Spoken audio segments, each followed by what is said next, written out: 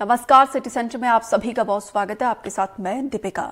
उज्जैन से खबर है, जहां पे हिस्ट्री शीटर बदमाशों ने मचाया उत्पात। होटल में घुसकर लोगों के साथ मारपीट की है। मारपीट की घटना सीसीटीवी में कैद हुई है। पुलिस ने आरोपी को गिरफ्तार किया है। तस्वीरें आपकी टेलीविजन स्क्रीन पर देखिए। बदमाशों के हौसले किस कदर बुलंद है। मारपीट की पूरी घटना सीसीटीवी में कैद हुई है। पुलिस ने आरोपी को गिरफ्तार किया है। हिस्ट्री शीटर बदमाशों ने देखिए जमकर उत्पात मचाया है। होटल में घुसकर लोगों के साथ मारपीट की है। ये पूरी घटना सीसीटीवी में कैद हुई है। इसी के आधार पर पुलिस इन्वेस्टिगेशन कर रही है।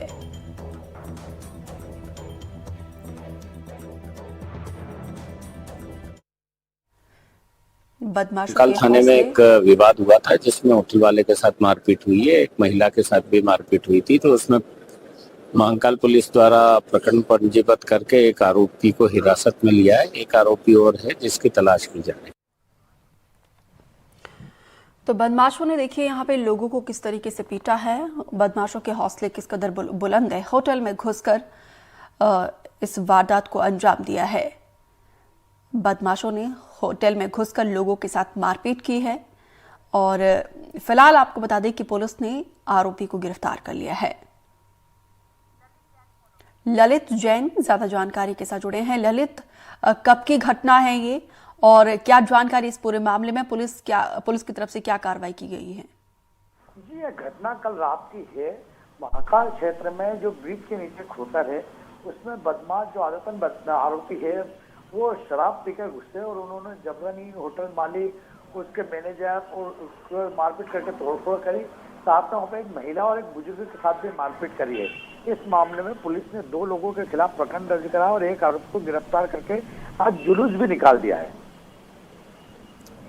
जी, अभी क्या इन बदमाशों का होटल के मालिक के साथ कोई पुरानी रंजिश थी? इसी होटल में घुसकर इस वारदात को अंजाम देने की पीछे की वजह? जी, यहाँ पर इसकी कोई पुरानी रंजिश तो नहीं है, पर जब से महाकाल लोक बना है, इस क्षेत्र में जब दर्शनार्थी ज्यादा आने लग गए, व्यापार व्यवसाय लगा, तब से गुंडागर्दी भी बढ़ गई। हफ्ता वसूली, जबरिया वसूली के लिए गुंडागर्दी करते, इसीलिए उन्होंने बेवजह। ललित, सीएम का ये गृह जिला है, इसके बावजूद यहाँ पे बदमाशों के हौसले इतने बुलंद है।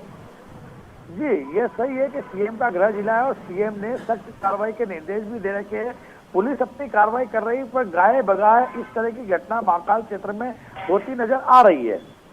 तो बिल्कुल ये कानून व्यवस्था को चुनौती देने वाली ये तस्वीर। हालांकि सीएम की तरफ से सख्त निर्देश दिए गए हैं, लेकिन उसके बावजूद देखिए बदमाशों के हौसले किस कदर बुलंद है। फिलहाल विस्तार से जानकारी साझा करने के लिए ललित आपका बहुत बहुत शुक्रिया। मध्य प्रदेश के श्योपुर में बाप और बेटे के रिश्ते को शर्मसार कर देने वाला मामला सामने आया है, जहां पे अपने मानसिक दिव्यांग पिता को पटवारी बेटा रोजाना बड़े ही बेरहमी से पीटता है, जिससे रोजाना चीख पुकार मची रहती है। बेटे को कॉलोनी वासियों ने कई बार समझाने का प्रयास किया, लेकिन पटवारी है कि मानता नहीं है, जिसके बाद से कॉलोनी वासियों ने दिव्यांग बुजुर्ग को मारपीट का वीडियो बनाया है और सोशल मीडिया पर वायरल कर दिया है। मामला कोतवाली थाना इलाके के जयश्री पैलेस के पीछे कॉलोनी इलाके का बताया जा रहा है। रिश्ते को शर्मसार कर देने वाली तस्वीर निकलकर सामने आई है श्योपुर से। दिव्यांग पिता को देखिए, ये कलयुगी बेटा किस बेरहमी से मारता है, पीटता है। नीरज, अजय ज्यादा जानकारी के साथ जुड़े हैं। अजय, ये रिश्ते को शर्मसार कर देने वाली तस्वीर निकलकर सामने आई है। क्या जानकारी इस मामले में, कब से ये मामला चल रहा है? देखिए, जो वीडियो सामने आया वो बिल्कुल ही बेहद ही शर्मसार करने वाला है पिता पुत्र के रिश्ते को। और ये बताया जा रहा है कि ये जो वीडियो है इसमें विजयपुर में पदस्थ हेमंत मित्तल पटवारी हैं, वो अपने मानसिक दिव्यांग पिता को बेरहमी से मार रहे हैं और उन्हीं के साथ में उनकी जो माँ है वो डंडा लेकर भी पहुंच रही हैं। तो कहीं ना कहीं ये तस्वीरें हैं वो बताती हैं कि एक कलयुगी बेटे का अपने पिता को किस तरीके से मारा जा रहा है। और ये भी बताया जा रहा है कि जो वीडियो वायरल हुआ है वो पड़ोसियों ने बना के वायरल किया है। और ये पटवारी पुत्र है वो लगातार अपने मानसिक रूप से दिव्यांग पिता को मारपीट करता था और पड़ोसियों ने कई बार समझाया भी था, लेकिन जो पड़ोसियों की बात पटवारी बेटे को नागुजार निकली और पटवारी बेटे को सबक सिखाने के लिए पड़ोसियों ने ये वीडियो बना लिया और इस वीडियो के सामने आने के बाद जो लोग हैं सोशल मीडिया पर पटवारी के खिलाफ जिला प्रशासन और पुलिस विभाग से कार्रवाई की मांग कर रहे हैं। सोशल मीडिया के जरिए यहाँ पे कार्रवाई की मांग भी कर रहे हैं। क्या पुलिस की तरफ से क्या कोई संज्ञान लिया गया है? ऐसे बहुत सारे सोशल एक्टिविस्ट होते हैं, उनकी तरफ से कोई कार्रवाई? देखिए, पुलिस की ओर से अभी ये बयान आया है कि अभी किस तरह की शिकायत नहीं हुई है, लेकिन अगर शिकायत आती है तो इस मामले में तुरंत कार्रवाई की जाएगी। हालांकि पुलिस के जो टीआई हैं उन्होंने जरूर कहा है कि इस मामले को वो अपनी ओर से दिखवाएंगे और अगर इस तरीके की बात सामने आती है तो जरूरी जो पटवारी है, आरोपी बेटा है, उसके खिलाफ वो मुकदमा कायम करते हुए और पीड़ित जो पिता है उसको न्याय दिलाने की पूरी कोशिश करेंगे। फिलहाल अभी यही जानकारी अधिकारी की ओर से साझा की गई है। चलिए, उम्मीद करते हैं कि पुलिस की तरफ से सख्त कार्रवाई की जाए और एक नजीर पेश हो ताकि दोबारा कोई ऐसा बेटा ऐसे सोचने तक ना, ऐसी कार्रवाई, ऐसे अपने पिता के साथ इस तरीके से बदसलूकी करने तक ना सोचे। फिलहाल विस्तार से जानकारी साझा करने के लिए शुक्रिया आपका।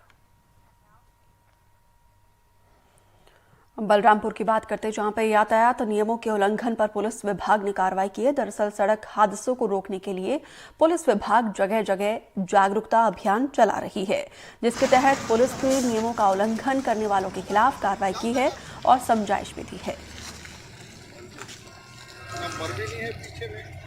सामने आते जाते हैं, जो कमियां पाई जाती हैं उनको कार्रवाई की जाती है। छोटी बड़ी जो भी बाइक में हेलमेट पे, कार वगैरह बड़ी गाड़ियों में सीट बेल्ट पे, इस तरह कार्रवाई की जा रही है।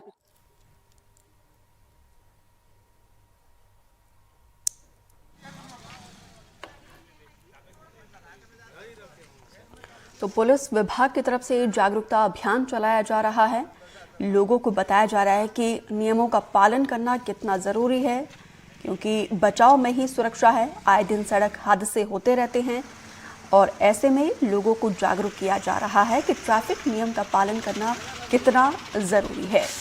जो दोपहिया वाहन में सवार हैं उन्हें नियमों का पालन करने की खास तौर पर अपील और जागरूक किया जा रहा है। इंदौर जिले के बाणगंगा पुलिस क्षेत्र में डकैती का मामला सामने आया है। यहाँ पे जिले की कालिंदी गोल्ड कॉलोनी में आईओसी के मैनेजर के घर पर चोरों ने डकैती की वारदात को अंजाम दिया है। सीसीटीवी फुटेज में साफ देखा जा सकता है कि कैसे डकैत पूरे परिवार को बंधक बनाकर वारदात को अंजाम दे रहे हैं। परिवार डरा सहमा सिर्फ देख रहा है। इतना ही नहीं, घर से सामान लूटने के बाद जाते समय कार भी ले गए हैं डकैत। पुलिस सीसीटीवी फुटेज से मामले की जांच में जुट गई है।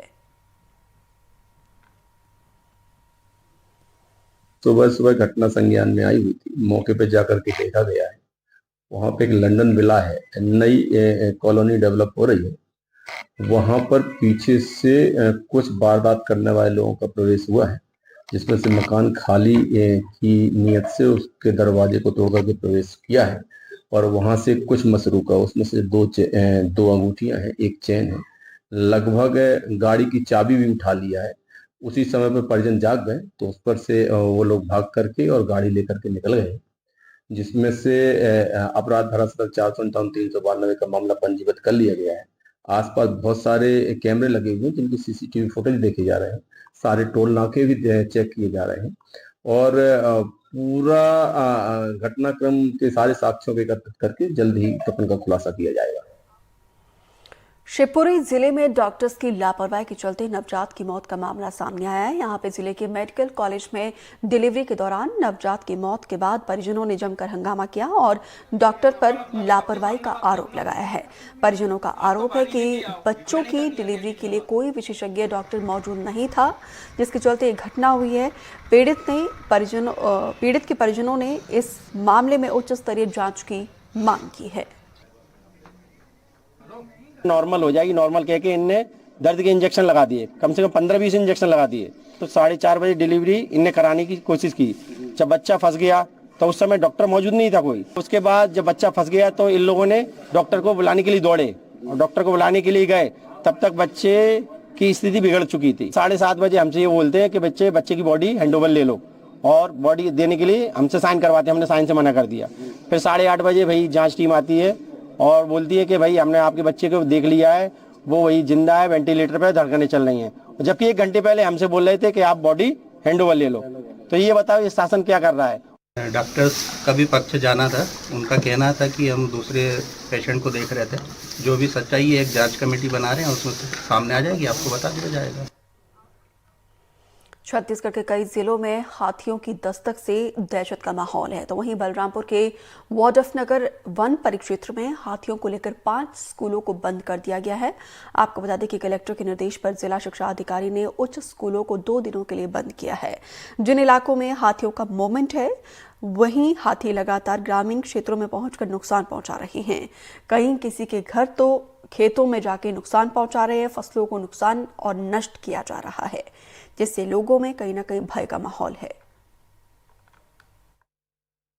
सावधानी बतौर विद्यालयों को में कक्षाएं स्थगित की गई हैं और उन बच्चों को पास के आंगनबाड़ी केंद्रों में अध्ययन अध्यापन के हिसाब से रखा गया है ताकि बच्चों का अध्यापन प्रभावित न हो।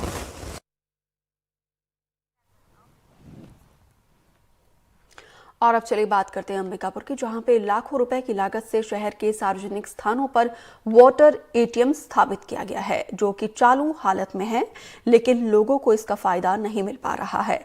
दरअसल करीब 3 साल पहले जिला प्रशासन ने डीएमएफ फंड से तकरीबन 50 लाख रुपए की लागत से निगम के माध्यम से शुद्ध पेयजल के लिए वाटर एटीएम बूथों की स्थापना कराया था, लेकिन इन दिनों एक और 2 के सिक्कों की कमी के चलते मशीन शोपीस बनकर रह गया है। सबसे खुशी की बात तो ये है कि एनडीटीवी के द्वारा मुझे अवगत कराया गया और मुझे ये भी खुशी है कि पहली बार आप लोग के द्वारा बोला गया है कि सभी एटीएम चालू है। प्रैक्टिकल प्रॉब्लम आप लोग का द्वारा ध्यान में दिलाया गया है कि 1 रुपए का सिक्का चूंकि प्रचलन से बाहर होता जा रहा है तो दिक्कत हो रही है और गर्मी का मौसम आ रहा है, अभी फिर से लोगों को पानी की जरूरत पड़ेगी। और इस तारतम्य में कंपनी से हम लोगों ने डिस्कशन किया है कि उसको 2 रुपये या तो 5 रुपये अगर प्रोजेक्ट अगर अलाउ करता है तो उस पे सेट कर दें ताकि लोगों को पीने का पानी गर्मी के समय में उपलब्ध हो सके। और इसमें पूरी कोशिश करेंगे कि जल्दी ही उसको सेटअप करा के चालू करवा।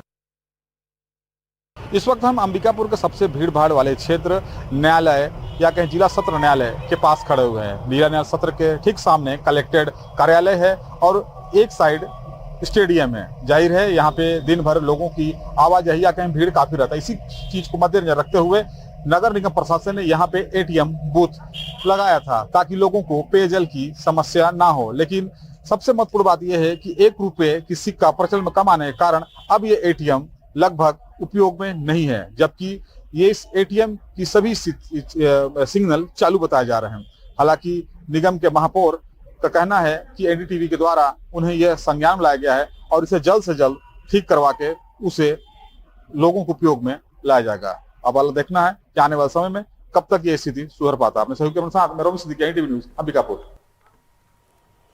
अशोकनगर में 2 युवकों की मौत पर लोगों का गुस्सा फूट गया है। मौत से गुस्साए लोगों ने जिला अस्पताल के सामने चक्का जाम कर जमकर प्रदर्शन किया। दरअसल कल ट्रक की चपेट में आने से 2 युवकों की मौत हो गई थी, जिसके बाद से उन्हें सदर अस्पताल लाया गया, लेकिन अभी तक पोस्टमार्टम नहीं होने और एफआईआर दर्ज नहीं होने से लोग नाराज थे। हालांकि मौके पर पहुंचकर लोगों ने पुलिस ने लोगों को मनाने की कोशिश की, समझाइश दी है।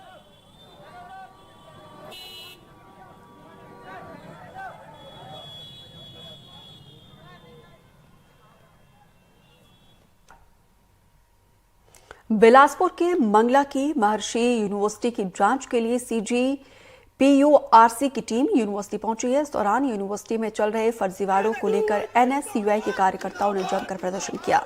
कार्यकर्ताओं ने मौके पर पहुंची टीम ने सामने यूनिवर्सिटी में चल रही अनियमितताओं को लेकर भी बात रखी है। NSCUI के जिला अध्यक्ष रणजीत सिंह ने बताया कि कॉलेज में लंबे समय से भ्रष्टाचार और अनियमितताएं चल रही है।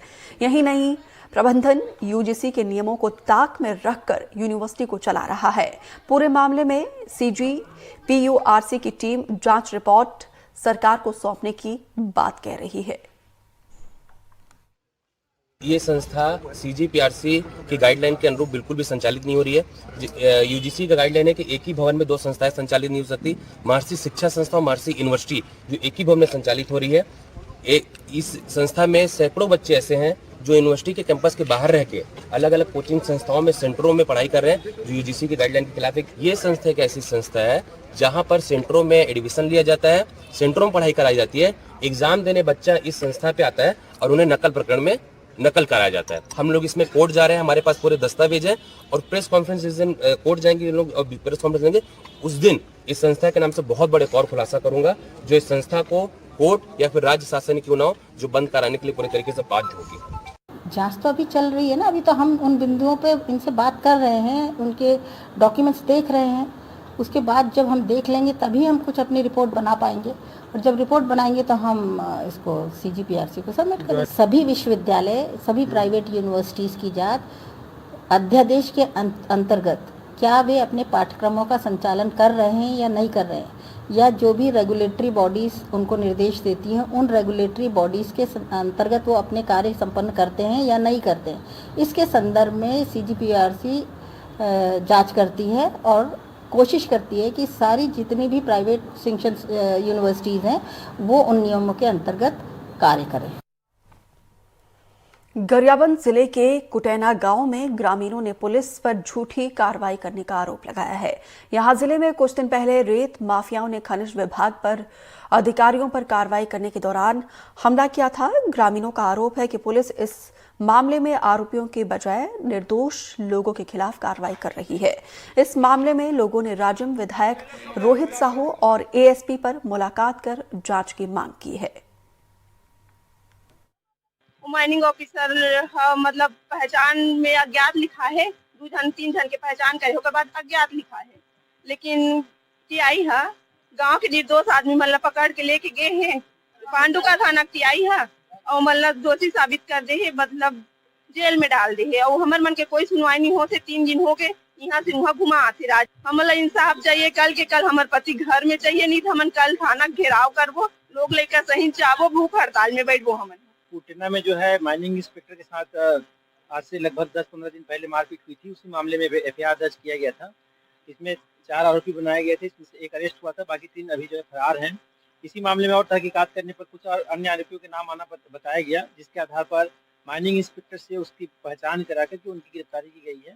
लेकिन आज ग्रामीणों ने आरोप लगाया है इसमें कि इन लोग उपस्थित नहीं थे घटना में। इस बात के लिए एक आवेदन प्राप्त हुआ है, इसकी जांच करेंगे। जांच में जो भी तथ्य आएगा उसके आधार पर आगे कार्रवाई की जाएगी। आरोप लगते रहता है, हम उसमें जांच करवा रहे हैं। यदि कहीं थाना प्रभारी गलत किए होंगे तो मैं स्वयं जाऊंगा, थाना प्रभारी के खिलाफ रिपोर्ट लिखा लेगा। यदि माइनिंग अधिकारी कहीं गलत किया होगा, कोई झूठा आरोप लगाया होगा, तो माइनिंग अधिकारी के खिलाफ भी मैं रिपोर्ट दर्ज करा लेगा, लेकिन मेरे क्षेत्र की जनता के साथ गलत नहीं होगा। देवास जिले में NDTV की खबर का बड़ा असर हुआ है। यहाँ पे जिले में आयुक्त रजनीश कसेरा ने गुरुवार को वार्ड में सफाई को लेकर औचक निरीक्षण किया और वार्ड में सफाई कर्मचारियों की हाजिरी भी चेक की।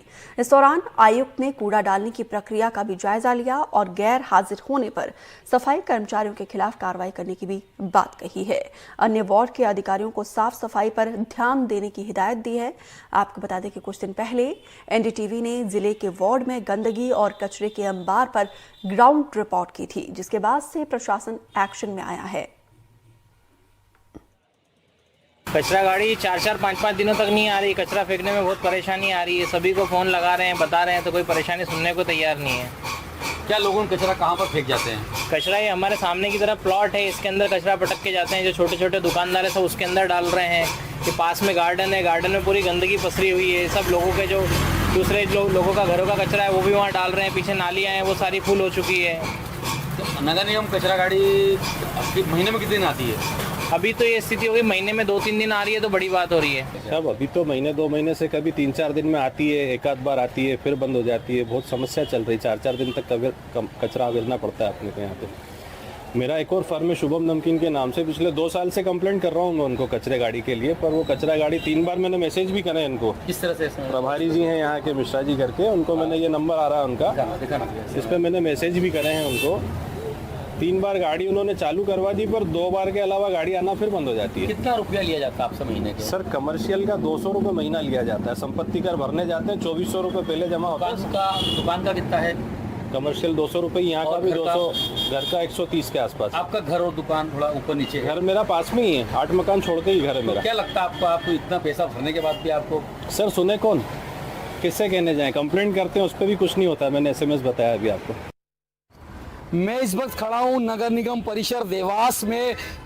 देवास में हम बात करें तो कचरा गाड़ी घर घर जो कचरा उठाने वाली है, दुकानों से कचरा उठाने वाली गाड़ियां महीने में 1-2 बार जाती है, और जो हितग्राही हैं, जो जिनके घर से दुकान से कचरा उठाया जाता है, उनसे महीने भर का पेमेंट लिया जाता है। और हमने बात दिखाया, अपने दर्शकों को दिखाया किस तरह से AB रोड के किनारे कचरा पड़ा हुआ है, नाले के किनारे कचरा पड़ा हुआ है। जब NDTV की टीम नगर निगम पहुंची और नगर निगम के आयुक्त से बात करने की कोशिश की, नगर निगम की महापौर से बात करने की कोशिश की, साफ तौर से उन्होंने आधे घंटे तक तो NDTV को बात करते रहे, अभी 10 मिनट बात कर, 20 मिनट बात कर, लेकिन अभी तक दोनों ही अधिकारियों ने, जब उनको मालूम पड़ा NDTV कचरे की गाड़ी के बारे में बात करना है, उन्होंने साफ तौर से कैमरे के सामने आने से मना कर दिया।